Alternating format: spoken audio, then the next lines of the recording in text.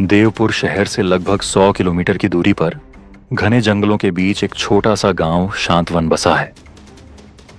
आज की रात बाकी रातों से कुछ अलग थी, स्याह, रहस्यमयी और डरावनी। शांतवन छोटा मगर बहुत पुराना है। यहाँ के लोग जमीन और जमाने की कहानियां जुबान पर रखते हैं। जैसे ही शाम ढलती है, गांव के बुजुर्ग उसी पुराने बरगद के पेड़ के नीचे जमा हो जाते हैं। तब वह पेड़ अपनी खामोश जुबान में सरगोशियां करने लगता है, और जो व्यक्ति उस वक्त उसके नीचे बस जाए, शायद वह कभी पहले। अरे मदन, क्या तुम्हें लगता है कि सिद्ध बाबा आज भी आएंगे? पिछली बार तो हम सारी रात बैठे रहे थे, मगर वो दिखाई ही नहीं दिए थे। हाँ, मगर याद रखो, वो जब भी आता है बिना कोई राज खोले नहीं जाता। मैंने अपनी पूरी जिंदगी में ऐसा आदमी नहीं देखा। लेकिन अगर वो अब कभी ना आए तो ये पेड़, ये कहानियाँ, सब कुछ बस पुरानी यादों में रह जाएगा। उनकी बातों के दौरान पेड़ की शाखाएं अचानक जोर से हिल उठीं। हवा बिल्कुल बंद थी, मगर पत्तों के रगड़ने की डरावनी आवाज गूंज गई। बुजुर्ग एक पल के लिए चुप हो गए। उसी सन्नाटे के बीच दूर की तरफ बढ़ रहा था। कदमों की आहट सुनाई दे रही थी, जैसे कोई लकड़ी की छड़ी से जमीन पर दस्तक दे रहा हो। सिद्ध बाबा, गांव का सबसे रहस्यमय बुजुर्ग। उसकी उम्र के बारे में कोई नहीं जानता था। कोई कहता कि वह 100 साल का है, कोई कहता कि वह इंसान ही नहीं। कुछ लोग तो यह तक मानते थे कि वह सदियों पुरानी आत्मा है जो इस पेड़ से जुड़ी हुई है। वह धीरे धीरे करीब आया। उसकी कदमों के साथ उसकी पुरानी लकड़ी की छड़ी जमीन पर बज रही थी। उसकी आंखें अंधेरे में जलते हुए अंगारों की तरह लाल दिख रही थीं। अरे यार, तुम लोग आज फिर मेरे इंतजार में बैठे हो? हाँ बाबा, क्योंकि ये पेड़ आपके बिना चुप रहता है। हम जानते हैं आपके पास वे राज हैं जो और किसी के पास नहीं हैं। सिद्ध बाबा ने मुस्कुराकर पेड़ की शाखाओं की तरफ देखा। अचानक शाखाएं अपने आप हिलने लगीं।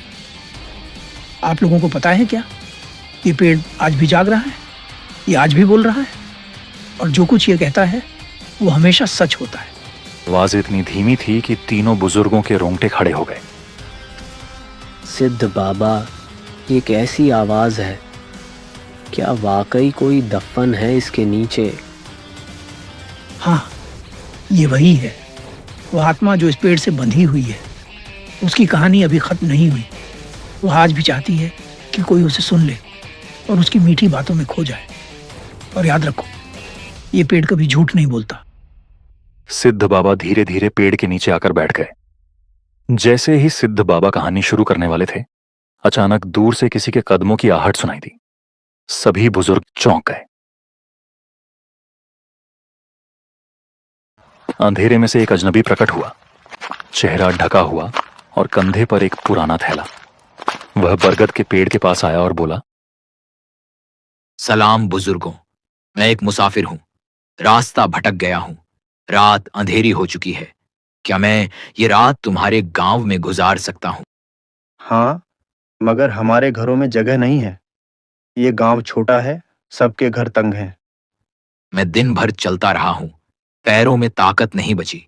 सिर्फ एक रात की बात है, सुबह होते ही निकल जाऊंगा। अगर जगह चाहिए तो यही पेड़ है। लोग अक्सर यहाँ बैठते हैं। तुम चाहो तो इसके नीचे आज रात आराम कर लो। अजनबी चौंक कर पेड़ की तरफ देखता है।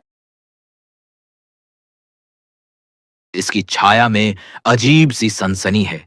पेड़ के नीचे अंधेरी रात है, मगर खैर, छत तो है ही नहीं। सोच लो यात्री, ये बरगद का पेड़ आम नहीं है। जो इसके नीचे रात बिताता है वो अगले सुबह वैसा नहीं रहता जैसा सोते समय था। बुजुर्गों, मैंने पहाड़ों में रात बिताई है, कब्रिस्तान के पास भी सोया हूं। एक पेड़ मुझे क्या नुकसान पहुंचा सकता है? हमने अपनी आंखों से लोगों को बदलते देखा है। नहीं जानता कि ये पेड़ किस वक्त जाग उठे। तुम्हें हमारे घरों में जगह नहीं मिलेगी। फैसला तुम्हारा है। तो ठीक है, मैं चलता हूं। अगर गांव में कोई जगह नहीं मिली तो आखिरकार रात बिताने के लिए मुझे यह बरगद का पेड़ ही ढूंढना पड़ेगा।